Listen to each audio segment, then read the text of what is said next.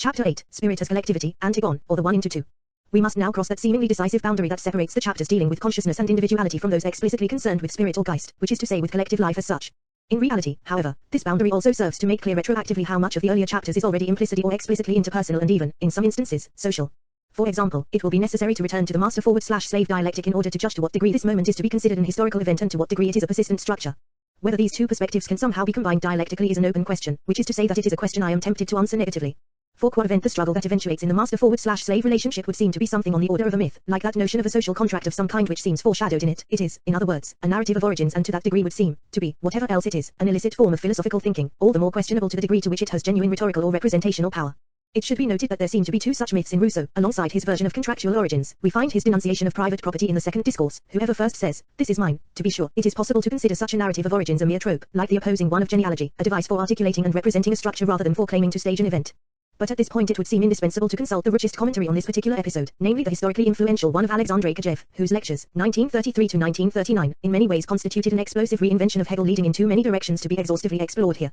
Suffice it to say that Kajev's reading can no longer be ours today, in a very different situation from that of the long Cold War of 1917 to 1989, but that it can be useful in articulating topics and interpretations in which we must distinguish ourselves from him, and in particular that end of history which, attributed to him, has most recently been revived. Indeed, Kajev would seem to have foretold not one, but two ends of history. In one, a convergence between the United States and the Soviet Union concretely realizes Hegel's alleged hypothesis of a universal and homogeneous state, 145 something, which has been interpreted as the inauguration of a classless society. But this is so only if class is grasped as a purely social concept and redefined, as Kajev himself does, around the notion of recognition. The more profound historical truth in Kajev's assertion is to be glimpsed only if we understand this decisive moment as the disappearance of the aristocracy and its culture, and the effacement of the peasantry as well. Indeed, we now know that the Ancien regime in Europe does not fully disappear until 1944, when the Red Army enters a still semi-feudal Poland and East Prussia. On other post-war world chronologies this moment will generally coincide with agricultural reform. 30 What we call class culture and even class consciousness as such would seem to have been predicated on the self-definition of the bourgeoisie in its opposition to the feudal aristocracies, when these disappear, or where, as in the United States, they never existed in the first place. A rather different socio-cultural form emerges, often symptomatized by the tendency to substitute the term middle class as a non-economic characterization for that of the bourgeoisie.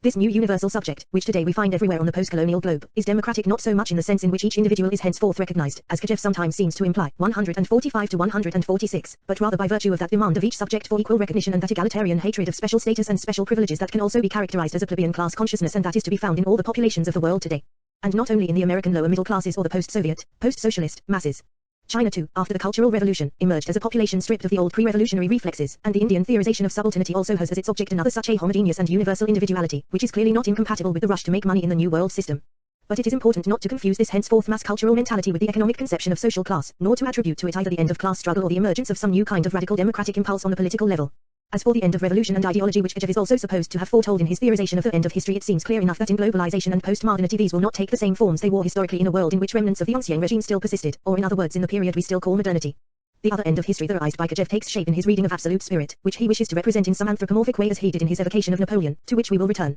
It is indeed not altogether clear whether the triumph of Napoleon, or later on, Stalin, or still later for Kajev, de Gaulle, figures the narrative climax and completion of the revolutionary process, or whether the supreme allegorical realization of that process is not rather to be found in that ultimate philosophical embodiment which Kajev theorized as the sage, and perhaps indeed one can even sense a hesitation in him between the two which at certain points coalesces into the traditional philosopher king. Kajev is surely right indeed to remind his academic public that the figure of Napoleon is fundamental for the phenomenology and carries within itself, for Hegel, all the rich promise of the French Revolution itself. Nor should we forget that Hegel wrote this book long before the fall of Napoleon and the unexpected triumph of European reaction that confronted him for the rest of his career, just as Kajev himself lectured at the flood tide of Stalin's power and promise, and long before his own conversion to Gaullism and then to the European Union, let alone the dissolution of the USSR. As for the sage, however, I feel it is essential for us to deal with the moment of absolute spirit in such a way that it is not personified in any particular anthropomorphic figure or centered subject, let alone reified into a separate historical stage or moment in its own right. With these qualifications, we may return to Kajev's path-breaking reinterpretation of the phenomenology, but not before we have come to terms more directly with its conception of spirit as such. With this, self-consciousness, Hegel says, almost as though he had in mind the present investigation, we already have before us the notion of spirit. What still lies ahead for consciousness is the experience of what spirit is, this absolute substance which is the unity of the different independent self-consciousnesses which, in their opposition, enjoy perfect freedom and independence. That is T 145/110, a condition elsewhere described as the reconciliation of its individuality with the universal, 165/128, a starkly oversimplified formula with which it would be best to remain unsatisfied, all the while remembering that we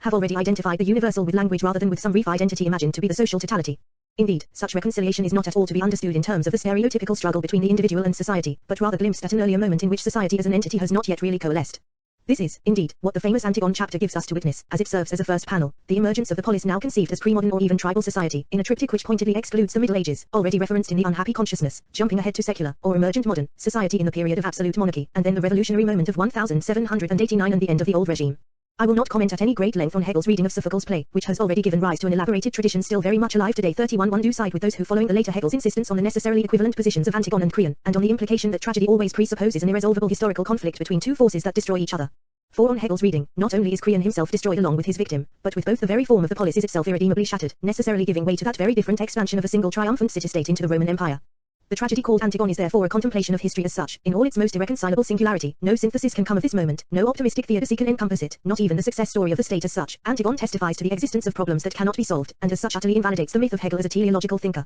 But the most enlightening dialectical feature of Hegel's reading lies not in its culmination but in its point of departure. Al-Anbadiah has frequently insisted on what one may call the Maoist side of Hegel's political thought, in particular, the philosopher's support of the maxim, 1 into 232. The most immediate evidence for this surprising assertion is to be found, indeed, in the political doctrine, where Hegel asserts an even more surprising position, namely that parties are strengthened by internal schisms, an idea that will astonish anyone with some experience in practical politics, where the appeal for unity so often overrides the demand for ideological purity. Hegel seems to mean that an internal split or schism betokens the interiorization of a conflict that would otherwise have remained external and have opposed two radically different kinds of groups. Now, however, it is the same group which is divided on a given issue, so that the latter can be appropriated in a different and more satisfactory way. He does not seem to foresee that process of infinite fission into smaller and smaller groups or sects, which has been so notable in left politics in the US and elsewhere. It should on the other hand be remembered that this process of internal division is to be dialectically related to the purely formal unity of the monarchy itself, and also that political parties, hitherto classically denounced as factions, were then still in an early stage of their development in the West. This first practical political celebration of 1 into 2 can thus be seen as an attempt to replace a transcendental difference with an immanent one. The instantiation of the principle that concerns us here is rather a social one, and, if you like, an early example of what Laman would have called differentiation.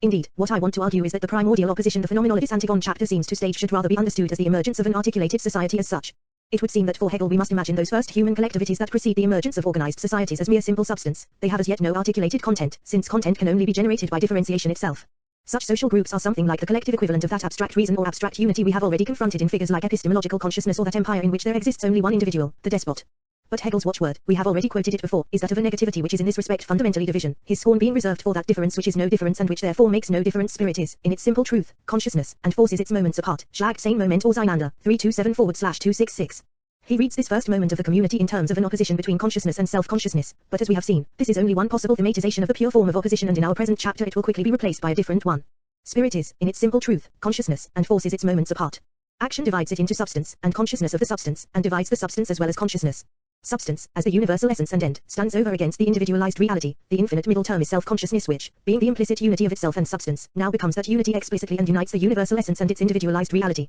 The latter it raises to the former and acts ethically, the former it brings down to the latter and realizes the end, the substance which had an existence only in thought. It brings into existence the unity of itself and substance as its own work, and thus as an actual existence. In this separation of the moments of consciousness, the simple substance has, on the one hand, preserved the antithesis to self-consciousness, and on the other, it equally exhibits in its own self the nature of consciousness, viz. To create distinctions within itself, exhibiting itself as a world articulated into its separate spheres. It thus splits itself up into distinct ethical substances, into a human and a divine law. Similarly, the self-consciousness confronting the substance assigns to itself according to its nature one of these powers, and as a knowing, is on the one hand ignorant of what it does, and on the other knows what it does, a knowledge which for that reason is a deceptive knowledge. It learns through its own act the contradiction of those powers into which the substance divided itself and their mutual downfall, as well as the contradiction between its knowledge of the ethical character of its action, and what is in its own proper nature ethical, and thus finds its own downfall. In point of fact, however, the ethical substance has developed through this process into actual self-consciousness. In other words, this particular self has become the actuality of what it is in essence, but precisely in this development the ethical order has been destroyed. 266. Der Geist ist in seiner Einverstehen Wort beübt sein Schlag sein Moment auseinander. Die Handlung trennt ein in die Substanz das beübt sein derselben trennt ebenso die Substanz als das beübt sein.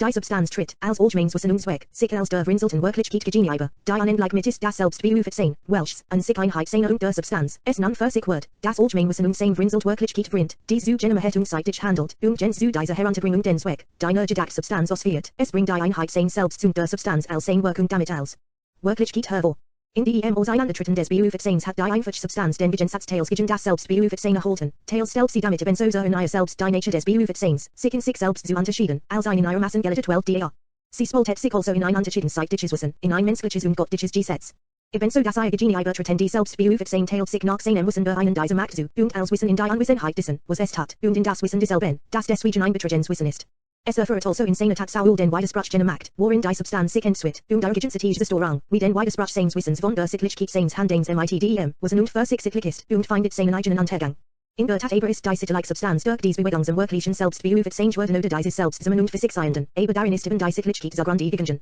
327-8. We must therefore initially read the opposition between human law and divine law not as a struggle between the state and the family or clan that tears society apart, but first and foremost as the division which brings society itself into being in the first place by articulating its first great differentiations, that of warrior versus priest, or of city versus clan, or even outside versus inside. Here the empirical laws of daily life find themselves doubled by a beyond of sacred law and commandment. The sacred finds as it were its empirical place in the family bloodline, while secular power comes into its own in the palace. Each of these larval powers brings the other into being and reinforces the distinctiveness of its opposite number. A human law is not possible without a divine law and vice versa. This will be a paradox only for those for whom a disintegrating society is somehow the opposite of a successful and enduring one, for Hegel's point here is precisely that of the mortality of social forms. What is affirmed is that the contradiction which ultimately tears the polis apart and destroys it, leaving it vulnerable, first to Macedonian and then to Roman power, is the same opposition that brings it into being as a viable structure in the first place. The unique form of the city-state is also what ultimately dooms it, and we will make the point later on, not only that this has to do with size, but that the dialectic is itself to be grasped in terms of perpetual expansion. For the moment, however, it will be readily grasped that Hegel's fascination with the Antigone, whatever his comments on the character herself, has to do with the cunning with which Sophocles has been able to situate both dimensions of the opposition within the unity of a single family. The embodiment of the state and the embodiment of the laws of the underworld are uncle and niece. It is a difference within an identity that will later on fascinate readers and spectators of the same authoress.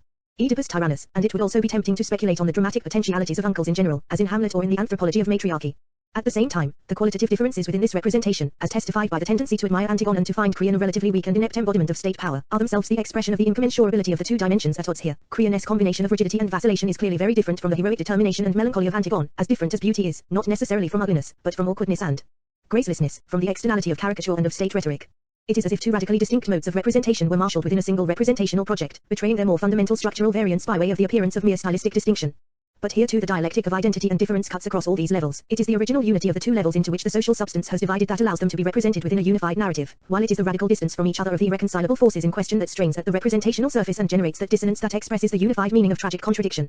The fragility of the polis lies precisely in its capacity to incorporate and to internalize these two uniquely different powers and dimensions that will eventually tear it apart, as opposed to older sacred societies or more modern secular states which do not include the same fatal tensions. At the same time, it is important to remember that the dissolution of the polis also means the disappearance of that specific thematization or content in which its contradiction was expressed. Thus, although there will later on be structural analogies between the opposition of human and divine law staged in the Antigone, such as the pre-revolutionary, 18th century, conflict between enlightenment and belief, such parallels should, following the idea of variations without a theme, never be reified into some more general or global thesis about religion, but rather historicized to the point at which each opposition becomes a unique singularity. That it is exceedingly difficult to keep faith with this methodological advice not only poses difficulties for the reader/interpreter but conveys the far greater magnitude of Hegel's own form problem. He must somehow give content to his own analyses without perpetuating that content, allowing it to multiply into the thematics of any number of oppositions without allowing the terms of any of those oppositions to harden over into a specific philosophical thesis. Meanwhile, he must also practice the dialectical exercise of such oppositions without allowing the method to become reified either, as it does in structuralist doctrine, and as it threatens to do even in the characterization of it as dialectical, a word he avoids as much as possible, as we have seen. Differences without positive terms, as has been observed, but one may also characterize the method as the deconstructive evasion of positive propositions, or that Frankfurt School suspicion of positivisms and of affirmative positions of all kinds, for them ideological for the philosophers of Hegel's period dogmatic.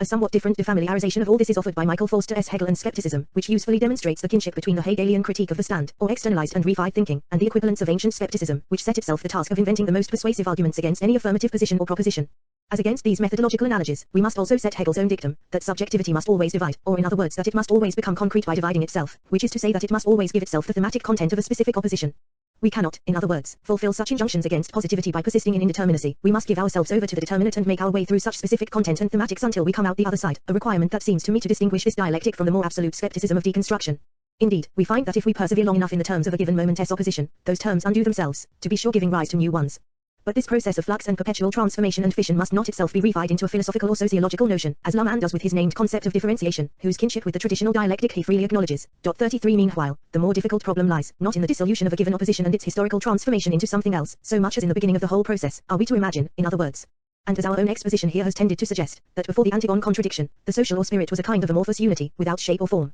That would be a mythical narrative, insofar as there has always been a social order of some kind, or rather, insofar as there has never been an origin of collectivity any more than there has been an origin of language. It is a conundrum which only the concept of positing can effectively address, for just as we always posit the anteriority of a nameless object along with the name or idea we have just articulated, so also in the matter of historical temporality we always posit the preexistence of a formless object which is the raw material of our emergent social or historical articulation. Hegel tends in such textual moments to have recourse to what were evidently scientific terms in his period. Thus at one point in the observation of nature he speaks of predicates found only as universals, as in truth they are. Because of this self-subsistence they get the name of matters, materion, which are neither bodies nor properties. 195/153. At another point, in a more socio-historical context, he uses the term masson. Masses the distinctions in essence itself are not accidental determinatenesses, on the contrary, in virtue of the unity of essence and self-consciousness, this being the only possible source of disparity, they are masses articulated into groups by the life of the unity which permeates them. 321/261. Finally, at the even more crucial moment in which secularization, or modernity, comes into being, we are treated to an elaborate allegorical digression on the elements, in the same way nature displays itself in the universal elements of air, water, fire and earth. 366. 300. I think that these relatively inchoate figures are designed to designate themselves as inchoate. They are thus as terms self-referential allegories whose imprecision as words is also meant to convey the imprecision of what they thus presuppose. They suggest something of what might today be understood as social levels, a word that, unlike Hegel's, has the disadvantage of being too precise and threatens to turn into a concept or social theory of some kind. For all such words obey a kind of retroactive paradox in which it is the articulation that produces the after-image of the object it ends up naming, but which did not, of course, exist in that form before the name. The self knows itself as actual, as Hegel puts it, only as a transcended self. 365/299, where the term Aufheben designates just this constructivist quasi-temporal paradox of the positing of an object by way of what conceptually brings it into being in the first place. If you like, the opposition matter form can be usefully deployed here, provided it is kept under brackets. For this narrative temporal paradox, or singularity, is not only a solution to the problems posed by critical resistance to mythic narratives of origin, like Hölderlin's notion of the primal Urteilung which so many historians of philosophy today have taken as itself the mythic origin of German objective idealism. 34. It is also one in which the emergence of a specific historical form retroactively calls into existence the hitherto formless matter from which it has been fashioned. This is a paradox which has no doubt only become conceptualized as such in contemporary philosophy, but which it is on this particular reading plausible to attribute to Hegel himself as a substitute for that teleology for which he is ordinarily indicted. Hegel's compositional struggle will then consist fully as much in a resistance to the reifying power of binary oppositions as it will in their deployment. Here, what has already been said bears repeating, namely that it is in the multiplication of such oppositions that this strategy of deification is most successful. Thus Hegel's next chapter, the rich extended analysis of secularity, self-alienated spirit, begins with an opposition between the nobility, also understood in a Nietzschean way as the production of the noble or the good, and the emergent monarchy. But this dialectic of multiplicity and unity, which also rehearses that between center and margin, swiftly evolves into something rather different, which is a nascent contradiction between state power and wealth. Meanwhile, these varying oppositions, which as they play on each other back and forth also become the opposition between the various oppositions, are complicated by the transversal intersection of a wholly new entity, namely language itself as a kind of third term or unstable mediation within and between all of them. Thus, the relation of the feudal barons to that primus inter pares who is the king will be that of the language of counsel. The relationship of courtiers to the absolute monarch, Louis XIV, will then become that of the language of flattery, while the supersession of the state by sheer wealth in the 18th century opens the door to the delirious language of Rameau's nephew, in which flattery unexpectedly swells into mimicry, artistic genius and Sadian crime. We may take the final avatar of this peculiarly protean phenomenon which for convenience we name language to be the incorporation of the absolute negativity of revolutionary enlightenment into language or culture, bile dung, as such, and its devastation of actuality in a way comparable to the devastation by ancient skepticism of ideality. If the historical references of this chapter draw its moments in the direction of contingency and universalizable singularity, the rhythm of oppositions that informs its various contradictions invites us to a pattern of philosophical abstraction, and to a formalization of dialectic that we cannot satisfactorily complete. Indeed, what is essential here is the perpetuation of this tension between the historical and the abstract philosophical, rather than its resolution one way or the other. We must equally resist the transformation of such complexities into sheer historical facts. History, Hegel tells us, always demonstrating the necessity of contingency itself, as well as their reduction to purely formalistic concepts such as la and differentiation. Once again, the term thematization offers a useful way of registering the moment when such constitutive tensions are tendentially reified in either direction. But that the injunction to keep faith with tension and contradiction is not some facile and comfortable postmodern relaxation on I or I do doubt may be judged by the problem Marxist readers will have in placing class struggle within this Hegelian framework, for class struggle as such certainly strikes us as a thematization par excellence, as a triumph of Marxist philosophy or system over postmodern theory, if not indeed the shadow of a veritable metaphysics of the social. Marxists will be understandably reluctant to abandon the notion of the primacy of class struggle for formalist positions like that of Laclau and Mouth, for which class or economics can be sometimes be a determinant of political struggle but also sometimes not, and for which therefore the ultimately determining instance of these Marxian themes is philosophically and politically unacceptable. All the more does this problem become relevant in the Hegelian framework when we confront the thesis, unavoidable since Kojève's path-breaking readings, that the master/slave opposition is Hegel's inscription of class struggle and thereby his explicit anticipation of the Marxian problematic. The textual problem posed by such a reading of the master/slave contradiction offers a choice between grasping the latter as a specific historical situation in an identifiable chronology, thus for example the emergence of an opposition of rich and poor in the ancient city-state, and the hypothesis of Kojève, for which there is no textual evidence, that the opposition of master and slave persists throughout the rest of history and subtends Hegel's more explicit historical references much as a musical ground bass might continue on through all kinds of new thematic events in the score. This contention can be rescued, I think, by pointing to a fundamental duality or ambivalence in the idea of recognition itself. For it can certainly be argued that the master/slave structure persists on into the development around Rameau's nephew, where the relationship between rich patron and genial parasite enriches it with new accents and new possibilities. The parasite, Rameau himself, is certainly obliged to work hard in his wit and inventiveness to satisfy the patron, yet the secret dependence of the patron on his retinue is also explicitly brought out, and in particular the former mortal ennui without his jester, his requirement of distraction as well as of services of all kinds, alongside the all-important never-ending flattery with which this unique kind of slave tirelessly provides his master. Still, we have not worked through the bile-dung or culture section of the Phenomenology in vain, and we now understand that, given the foregrounding of language as a fundamental social mediation, we must distinguish between such cultural work and the labor on matter the older kind of slave provided, and still provides. That this ambivalence anticipates the traditional Marxian distinction between base and superstructure is evident. Its presence within the concept of recognition is most persuasively argued by Forster, who shows that the master/slave moment in the Phenomenology is to be grasped within the larger context of Hegel's successive explanations for the historical disintegration of the polis, or, what is the same thing, for the emergence of modernity, thus the explanation by way of the master/slave. Opposition is accompanied in earlier works on Christianity by the class division of rich and poor, and in later ones by the distinction between consciousness and self-consciousness. 35 Yet it is already clear in its fundamental elaboration in the Phenomenology that the struggle for recognition will be followed by labor and production as such and by the structural distinction of owners and workers, if it is understood that in a dialectical sense the struggle for recognition has never been Completed, then recognition and class struggle will indeed end up coinciding. The problem can then be approached from another direction, namely that of the critique of the politics of recognition and of an insistence on the radical difference between a class politics and the kinds of identity politics the concept of recognition seems to imply or accompany. This is not to say that recognition is always a matter of liberal tolerance. Indeed, I would want to argue that the culmination in contemporary thought of this Hegelian theme is to be found in Frantz Fanon's notion of redemptive violence which, developing out of the Sartrean notion of otherness as conflict, posits a second moment of the master/slave struggle in which the slave rises against the master and compels recognition in the form of fear, very much in the spirit and the letter of Hegel's initial text. But Fanon is speaking from the situation of colonization, and the actors here, colonial subjects, imperial masters, are easily assimilable to class protagonists. In the case of contemporary or postmodern identity politics, recognition secures the access of the hitherto victimized or oppressed group to the acknowledged status of a new player within an ongoing social system and for the most part to corporate existence, if not codified secession, rather than to assimilation. To what degree, then, can class struggle itself in its more classic form be grasped as a Hegelian struggle for recognition? One plausible and relatively empirical way of dealing with this dilemma is to insert it within the very idea of class itself and to respect the distinction theoretically alert historians have observed, using a kind 35c Michael N. Forster, Hegel and Skepticism, Cambridge, Harvard University of demotic Hegelian formula, between a class in itself and a class for itself.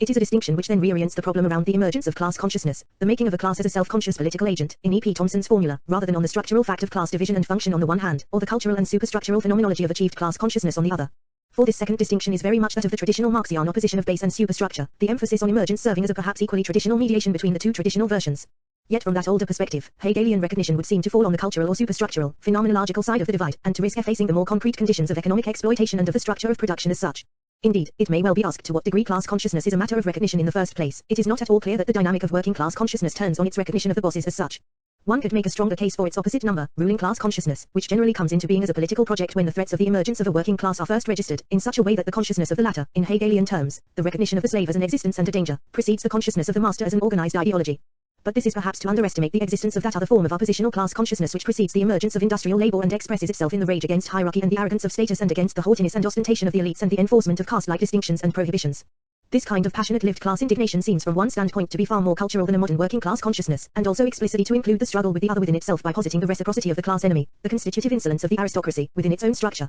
For the elites themselves, perhaps, the equivalent of such consciousness might be identified as snobbery, a milder but no less interpersonal class feeling. My own sense is that these fundamental class passions, driven by hatred and resentment and seething through all earlier literature, only become cultural or superstructure in the narrower sense after caste is replaced by class in the era of industrial capitalism. They certainly persist, however, and one can still observe their lineaments in the radical democratic passion for social equality as well as in the mediatic temptation of the wish fulfillments of privilege, in which the older opposition between rich and poor has not yet been superseded by the class identification in terms of exploitation, in other words, in which the sense of social hierarchy has not been superseded by the awareness of economic structure. The basic ambivalence of the did class in itself /class for itself can mean while also explain why the master/slave structure, if it persists throughout Hegel's various moments or historical shapes, as Kajev argues, is not always visible as such. To return to a musical analogy, this structure would be like an accord that sinks into the harmonic ground at various moments, overlaid with seemingly unrelated developments in the melodic line, yet ever on the point of return and reaffirmation. The persistence will be clearer if we translate this moment into an abstract version of its categorical structure, without losing sight of its concrete social content. The master/slave dialectic is then to be grasped as a play of essential and inessential, which is however already a unity of opposites, so that the master, self-evidently the essential term, is always secretly menaced by his own deeper inessentiality and by the essential work, fear and production of the slave.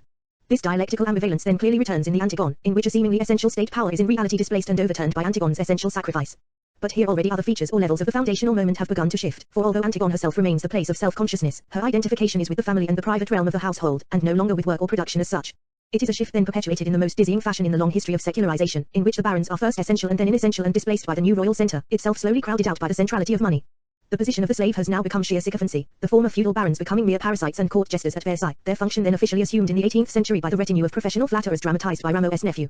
The slave's production, only briefly celebrated at its handicraft apogee in the discussion of the Sach selbst, has seemingly become the invisible ground of social life itself, a daily labor taken for granted and henceforth unthematized by bourgeois philosophy, save in one form to which we will return later. How to find it, for example, in the penultimate struggle between enlightenment and faith. If we consider that both are spiritual entities, that is to say, figures of consciousness rather than of power or domination, we may well find ourselves admitting that either could occupy the structural place of the slave, faith because Christianity was essentially a slave religion in the first place, and certainly occupied a position of inessentiality with respect to the unchangeable, in the unhappy consciousness, the Enlightenment, pure insight, insofar as its encyclopedia attempted to incorporate the whole range of practical knowledge and handicrafts and to offer a kind of working guide to the arts and sciences of the day, and even the place of the philosopher, Diderot SI, has been compromised by its dialectical relationship with the parasite Rameau, who outdoes his interlocutor in sheer intellectual energy, self-consciousness and know-how. But to stress this second option is to turn the French Revolution into something like a slave uprising against the clerical power and its royal ally, and to miss one of Hegel's most tantalizing subplots or variants, one which will again take us back to the theme of language. Language has, to be sure, been present throughout these historical developments, in the flattery of the aristocrats as well as that of Rameau himself. Now, however, in Enlightenment, a curious turn is taken in which language is characterized as an infection, as a kind of virus or disease germ.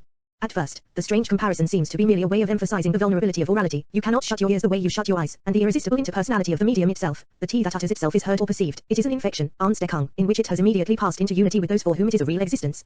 376/309. So far so good, but the alarming terminology will not be alleviated by the reminder of language's affiliation with the protean negativity of consciousness itself which, as in skepticism, takes the form of a restless process which attacks and pervades the passive essence of the matter at hand, eliminating everything objective that supposedly stands over against consciousness. 393/323. It is as a calm and persevering unity that faith attempts to stem this restless and universal negativity, and it is into this struggle that language then once again decisively intervenes as the common element which explains why the communication between them is direct and their giving and receiving is an unimpeded flow of each into the other. 424/331. Language has now become something like Habermas' public sphere, of Fredric Keat, and it is on this account that the communication of pure insight is comparable to a silent expansion, or to the diffusion, say, of a perfume in the unresisting atmosphere. It is a penetrating infection which does not make itself noticeable beforehand as something opposed to the indifferent element into which it insinuates itself, and therefore cannot be warded off. Only when the infection has become widespread is that consciousness, faith, which unheedingly yielded to its influence, aware of it. 402/403, 331, or we may think of the expansion of the public sphere, in which ideas in the air become insensibly transmitted to the wider publics and the lower classes. At any rate, the triumph of enlightenment and its revolution is secured by the incapacity of a one without content to resist the many of social and productive multiplicity.